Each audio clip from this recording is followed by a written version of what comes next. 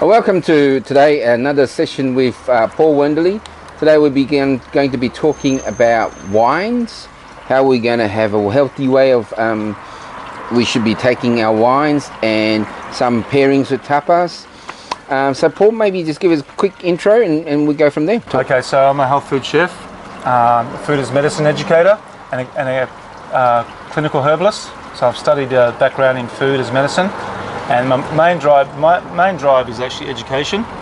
So today I want to talk about the basics of wine, and also some fundamentals of healthy drinking. Okay. Healthy drinking aspects. So maybe just start us wines. I mean, there's so many different types of wines.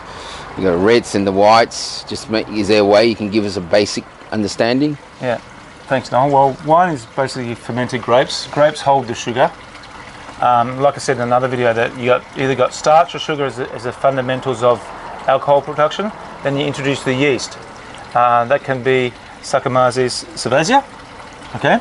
And then that turns the sugar from the grape via the yeast into alcohol.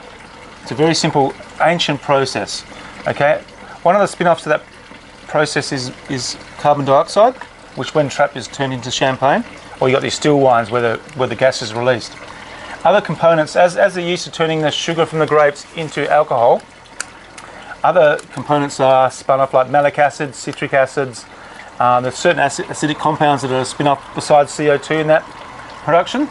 So wine is basically a balance of fruit from the grape, the tannins, and the tannins from the seed and the skin, the acids from fermentation. So it's really, you can look at wine as the fermentation process and the balance of acids and fruit, as well as in your wooded wines and your red wines, you got the oak flavour as well. So that's really the basis of wine for the audience. We can go into in depth in a future video. Yep. In terms of healthy drinking, obviously don't drink too much, but we were discussing before, you got some, there's some ways you could help yourself to maintain that. Well, wine was invented and should be consumed to have with food. It was invented to have with food by the early Belgian monks and some French monks, etc., thousands of years ago. So wine is actually an ancient drink. It should be consumed with food and also matched with food. So we've done some matchings today with two wines in particular, but we can actually match many different wines with many different foods, because one of the key components of matching flavours, especially with me, health food chef, has to be with healthy food.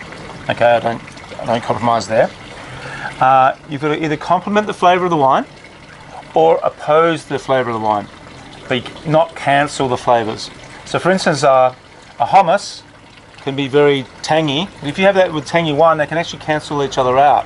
So what you do is beat the acidity of the wine, so then now the wine's fruit comes out. So that's really a very basic how you match wine. You either complement the flavours or you oppose them, so you get a zap and a cleansing of the palate.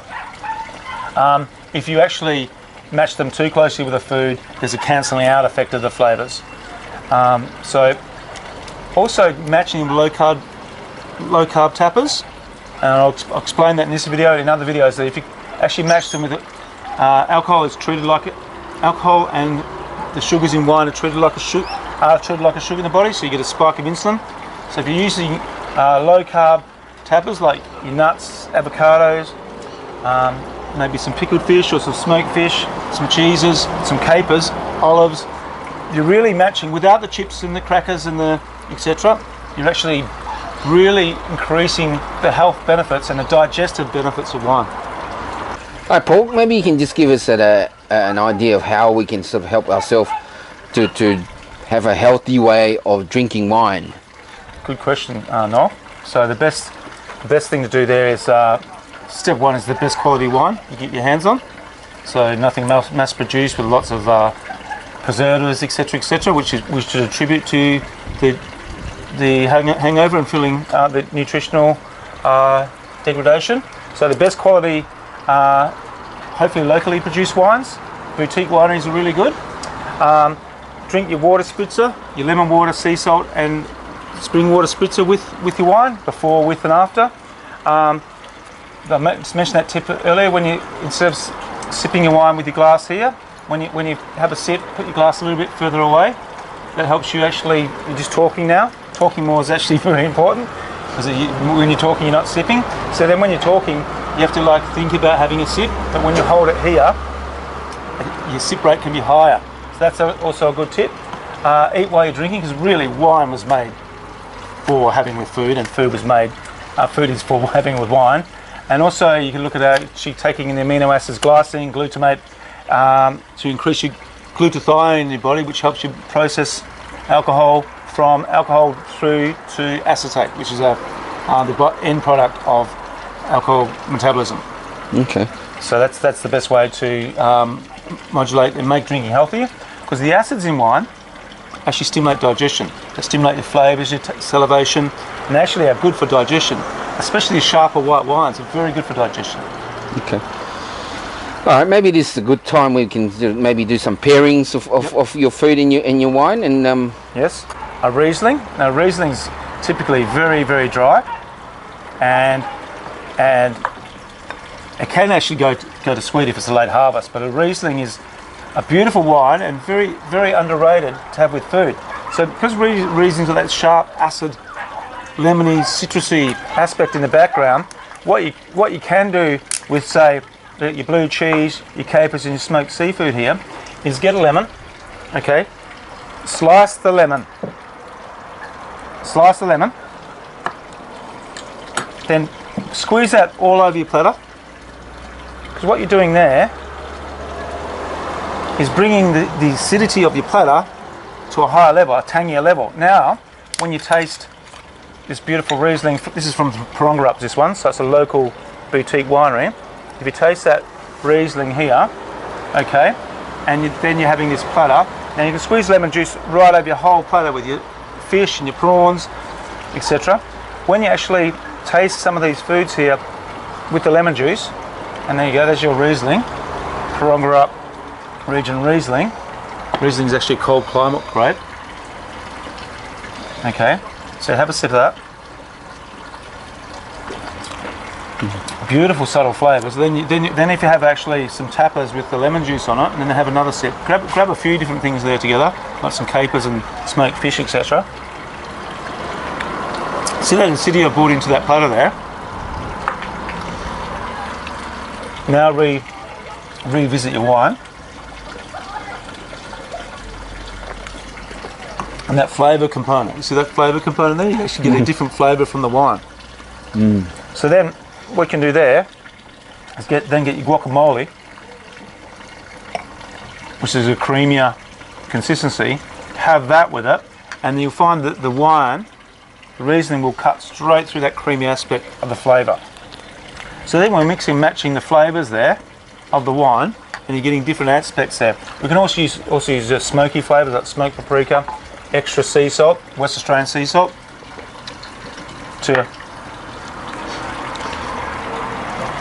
I must say, I've never really I drank wine with a lot of food, but I've never thought about it.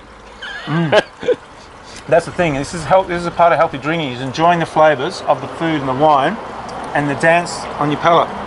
See, like you said, Riesling is a very dry, cold climate wine. It can range from dry, acidic, grassy, right through to sweet, almost dessert sweet. I find that, personally, I like a drier one with food, especially with food. The sweeter wines are not really in my repertoire to drink. Also, this Abbey Creek has changed my opinion on two wines. The rosé, I'd actually I'd finished with rosé.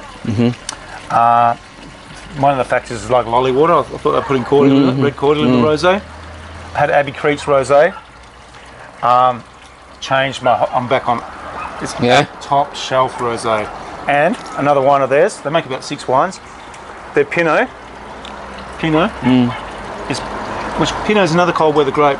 And you got the Perongarups in West Australia. Is that cold mountain range there, with the slopes and the southwest winds and the cold winds coming off the Southern Ocean. Best Pinot I've ever had. Really? Ever.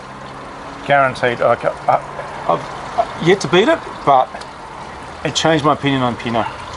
So I found some Pinots to be like not full-bodied enough. This one's got the woods and the...